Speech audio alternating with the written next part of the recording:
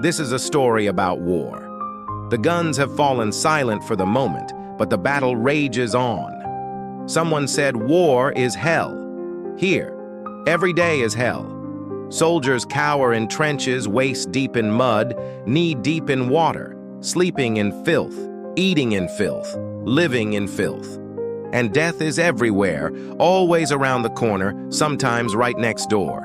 You hear him calling you, the low rumble of artillery, a constant drumbeat punctuated by the screams of men, the crackle of flames.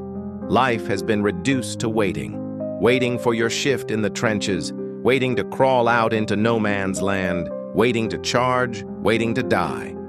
It wasn't supposed to be like this. Back in 1914, Europe was like a dry forest, merely waiting for a spark.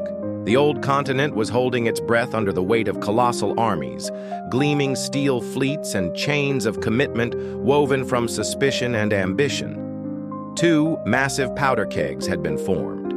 On one side was the Triple Entente, an unlikely alliance between democratic France, the Oceanic British Empire, and the Tsarist regime of Russia, all united by a shared fear of the rising power in the heart of Europe. That power was the core of the Triple Alliance, the German Empire.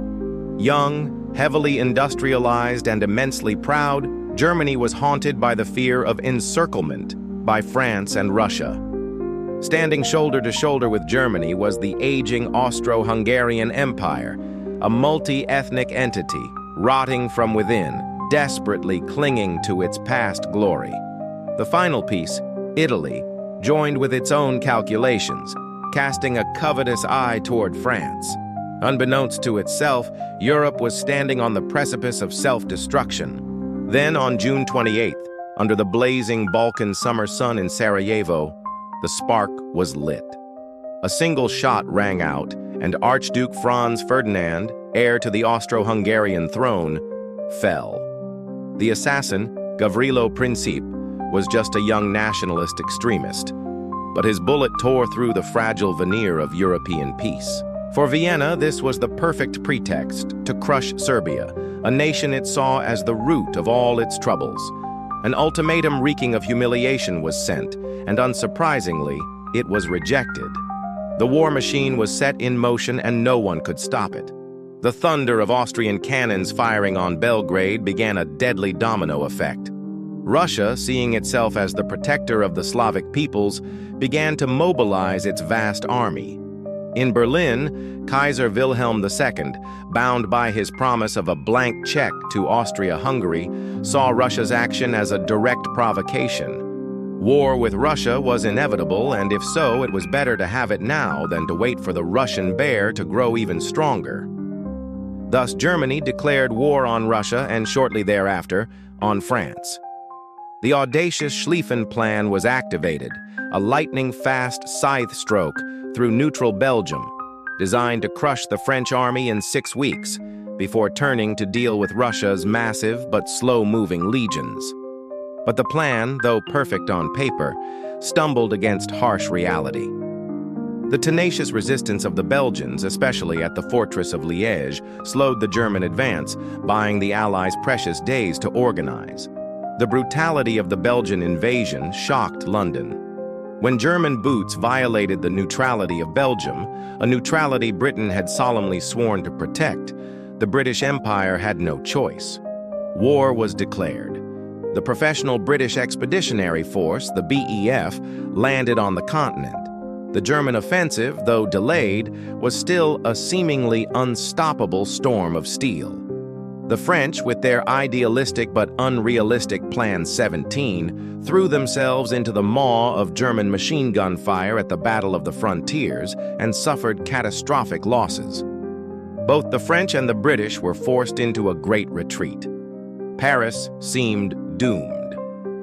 But then a miracle occurred on the River Marne. In a final desperate effort, the combined Franco-British forces halted the German advance.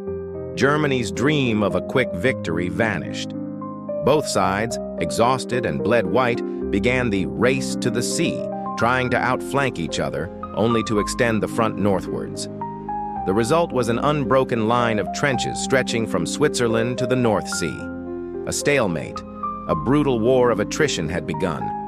In that morass, on Christmas of 1914, a fleeting spark of humanity shone through as soldiers on both sides spontaneously held a truce, a wondrous and tragic moment before the slaughter resumed. In the east, the Russian bear had awoken sooner than expected. But poor coordination and strategic blunders led to disaster at Tannenberg and the Masurian Lakes, where German forces under Hindenburg and Ludendorff annihilated and captured hundreds of thousands of Russian troops. In contrast, Germany's ally, Austria-Hungary, proved weak, suffering humiliating defeats against both Serbia and Russia, losing hundreds of thousands of men and leaving the fortress of Przemyśl besieged. The war quickly went global. At sea, the British Royal Navy imposed a crushing blockade on Germany's economy. But they soon faced a new underwater threat, the U-boat. On the other side of the world, Germany's Admiral von Spee won a stunning victory against the British at Coronel before his entire squadron was annihilated at the Battle of the Falkland Islands. Japan, honoring its treaty with Britain, entered the war and quickly seized Germany's Asian colonies. The Ottoman Empire joined the Central Powers, opening new fronts in the Caucasus and the Middle East. The conflict even spread to the colonial territories in Africa. The year 1914 ended not with the chimes of peace, but with the birth of a new, brutal, and impersonal form of warfare. The illusion of a short, heroic war died in the mud of the trenches. The world had stepped into a dark new era, and this was only the beginning.